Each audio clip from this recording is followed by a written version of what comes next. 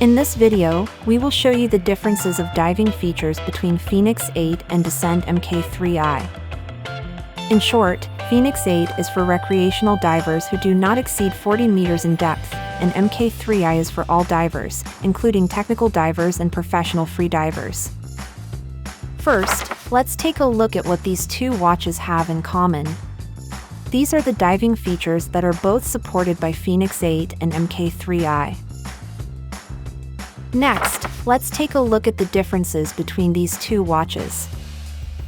On fēnix 8, select Scuba Dive for scuba diving and select Apnea Dive for free diving. They are for recreational diving within 40 meters in depth. For fēnix 8, Plan Dive can be found in the app list or inside the Scuba Dive activity. You can compute NDL or calculate gas on fēnix 8, but Deco Plan is only for Mk3i. fēnix 8 supports nitrox. You can dive using a nitrox tank with up to 40% oxygen. fēnix 8 does not support trimix, and the maximum PO2 setting is 1.6. fēnix 8 is not compatible with Descent T1 or T2 transceiver.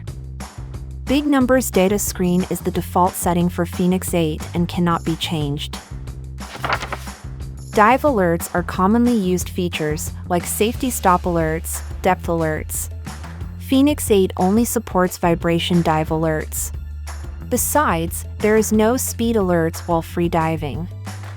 The dive readiness is a score that can help you decide whether you are ready to dive.